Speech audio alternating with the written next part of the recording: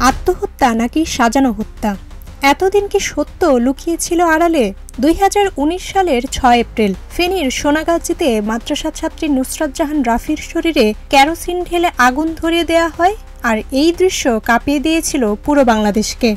মাত্র 10 দিন পর 10 এপ্রিল রাতে ঢাকা মেডিকেল কলেজের বার্ন ইউনিটে চিকিৎসাধীন অবস্থায় মারা যান নুসরাত। এই ঘটনায় 16 জনকে মৃত্যুদণ্ড দেয় আদালত। মামলার তদন্ত করে police bureau of investigation PBI. চার্জশিটে বলা হয় এটি ছিল একটি পরিকল্পিত নির্মম হত্যাকাণ্ড। বাদী ছিল নুসরাতের ভাই মাহমুদুল হাসান নোমান। অভিযুক্তদের তালিকায় ছিলেন মাদ্রাসার অধ্যক্ষ সিরাজউদ্দৌলা, আওয়ামী লীগ নেতাসহ 16 জন। কিন্তু সম্প্রতি ইউটিউবে প্রকাশিত প্রবাসী সাংবাদিক ইলিয়াস হোসেনের এক অনুসন্ধানী ভিডিও সবকিছু ওলটপালট করে দিয়েছে। আত্মহত্যাকে হত্যা দেখিয়ে 16 জনের ফাঁসি শিরোনামের 34 মিনিটের ভিডিওতে তিনি দাবি করেন নুসরাত আত্মহত্যা করেছিল, আর সেটিকে পিবিআই ইচ্ছাকৃতভাবে হত্যা হিসেবে সাজিয়ে নাটক বানিয়েছে। এদিকে সংবাদ মাধ্যমের অনুসন্ধানেও বেরিয়ে এসেছে নুসরাতের মৃত্যুর নেপথ্যে বিস্ফোরক তথ্য।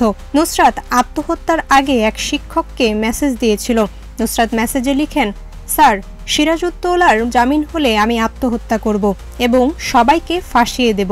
এছাড়াও ঘটনাস্থলে অনুপস্থিত থাকা ব্যক্তিরাও আসামি হয়েছেন। মামলায় কেরোসিন কেনার যে কথা বলা হয়েছিল, সেই দোকানদারই বলছেন তিনি কেরোসিন বিক্রি করেন না। এমনকি চার্জশিটে বোরকা উদ্ধারের নাটক সাজানো হয়েছিল, যেখানে এক ব্যক্তি বোরকা পানিতে আগেই পুঁতে রেখে আসেন, আবার নাটকীয়ভাবে সেই বোরকা উদ্ধার করে।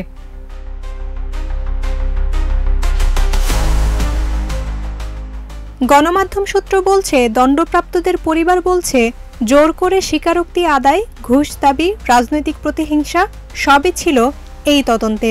তাদের দাবি, একজন অন্তঃসত্ত্বা মেয়েকেও রিমান্ডে নেওয়া হয়েছে। জেলে সন্তান জন্ম দিয়েছেন তিনি। একজনের ভিডিও ভাইরাল হয়েছে, যেখানে নুসরাতের ভাই রাশেদুল হাসান রায়হানকে মামলা থেকে আসামির নাম কাটাতে টাকার আলোচনা ও টাকা গ্রহণ করতে দেখা যাচ্ছে।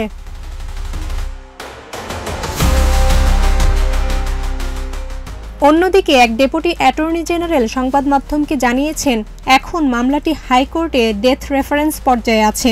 তিনি বলেন, এখনও বিচারিক প্রক্রিয়ায় সত্যটা বেরিয়ে আসার সুযোগ আছে, তবে পুনঃতদন্তের দরকার নেই। কেবল আদালতের বিচারেই নির্ধারিত হবে সত্যি এটি হত্যা ছিল নাকি অপব্যাখ্যাকৃত আত্মহত্যা।